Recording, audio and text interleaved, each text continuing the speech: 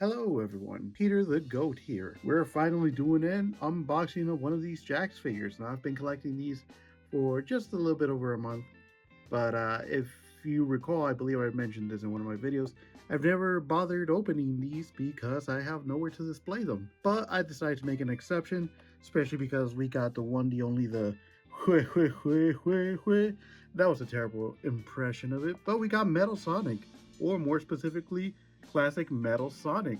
Now, something you may notice is this box is pretty beat up, and I don't know how that happened. I'm pretty sure when I picked this up, it was in good condition. I don't know, I guess I must have scuffed it on the way home or something. But anyway, let's have a quick overview. As you can see, we got Metal Sonic right there. Well, Classic Metal Sonic, we'll just call it Metal Sonic. He's looking mean, he's looking nasty, he's looking for Whisper, he's looking for his best friend. And we got this goalpost with a picture of Robotnik on it. So you can see it says accessory included in many languages. Right here it says classic. And I gotta say, I'm a really big fan of these packaging for these figures. I really like the classic ones a bit more than the modern ones. And let's go ahead and take a look at the back. We can see that this figure has 13 points of articulation. We got Metal Sonic, and its bio reads, "One of the most powerful robots in the world, Metal Sonic was created by Dr. Eggman," and you can add to that, he is Whisper's best friend. But that's it for the packaging. Packaging is really good. Let's actually get into opening the figure. Now there's a bit of method to this madness, and I don't know how many of you collect amiibos and know the trick of opening the box from like the bottom and just sort of cutting around to preserve the box.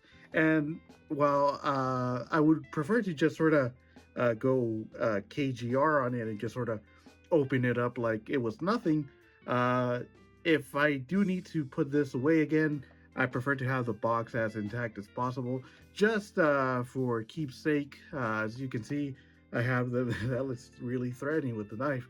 So you can see I have my figures up here in the wall. And yeah, this one I do plan to sort of display right here on my desk, and I'll probably show that towards the end of the video. But enough chitter chatter, let's actually get into opening it. Now most of these, I don't know if it's just here or if it's with all figures, they usually always come a little bit open from the bottom. And yeah, we'll just sort of cut into it right here. I think I kind of scuffed it a bit more than I wanted, but you know, it is whatevs. It's a toy. These things are made to be opened, and we'll just go ahead and cut right here. We got a bit open. This is my first like actual figure unboxing, so we'll see how it goes. Let's go ahead and put it out. And as you can see, we got the box closed. I gotta say, that box looks really nice as is. And right here we have the actual figures themselves, as well as the accessory. Let's go ahead and pull them out. Is he stuck with zip ties? No, he is not. Wow, this is... Alright, this is a lot more difficult than I expected. We got the accessory out. Okay, so you know how I said I wanted to preserve the packaging?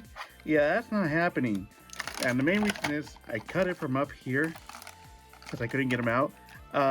I must be blind or something. I did not see there's a little, what's it called? A little rubber band thingy right here. Kids, do not open or do what I just did. That is very dangerous. Alright, but we got him out after struggling a lot. We got him right here. Let me fix the lighting. Alright, so that's a little bit better.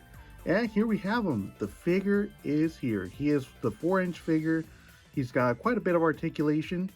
Let's bring him in closer. Alright, so he's got a fair bit of articulation to him. 13 points. That's 1, that's 2, that's 3, 4.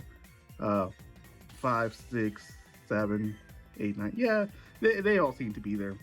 But I do gotta say, I'm a big fan of this sculpt. It's looking really nice. I'm gonna be honest, Metal Sonic wasn't one of my favorite characters like at all.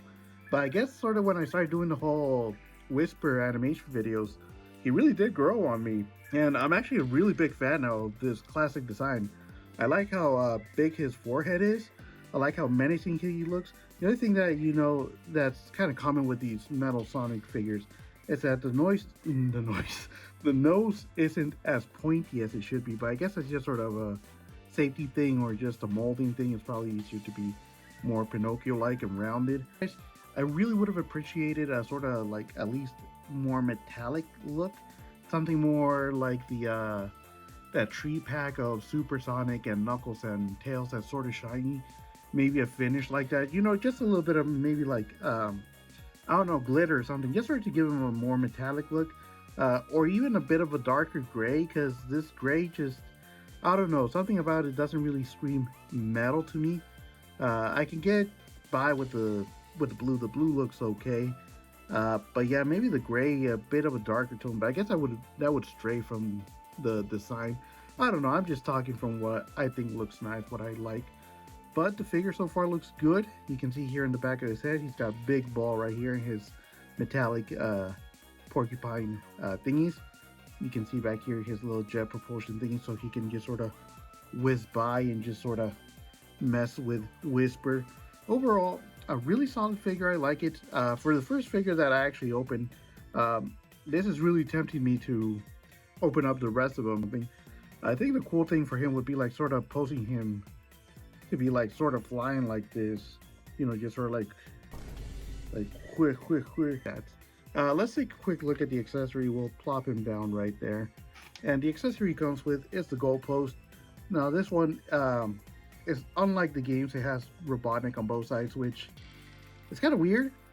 I guess it's cost saving, but it would have been nice to have, you know, like Robotnik and Sonic on one of the ends just for better lore accurate, game accurate things. But yeah, I'm not complaining, you know. It's a villain. Obviously, you're going to pair him up with the goalpost of a villain. But overall, I think these two, for being a classic figure and all that, the size is good. It feels hefty. I like the design. Maybe a little bit of metallic coloration would have been nice, but that is just like the most minor of nitpicks. But overall, a really solid figure. If you're a fan of the classic games, if you're a fan of Sonic CD, if you're a fan of Metal Sonic, definitely worth a pickup. As pretty much all of these Sonic figures, they're all worth picking up. Jakks is doing a really good job. Maybe the articulation or something could use a little bit of work right here. It's really stiff. And you expect that, I don't know, I would have expected the feet to be articulated as well, sort of like they are in game, just for better posing. But again, just minor nitpicks. Let me know what you guys think. If you enjoyed this video, leave a like if you enjoyed this. Subscribe for more Sonic action figure goodness, and I'll see you all in the next one. Hui hui.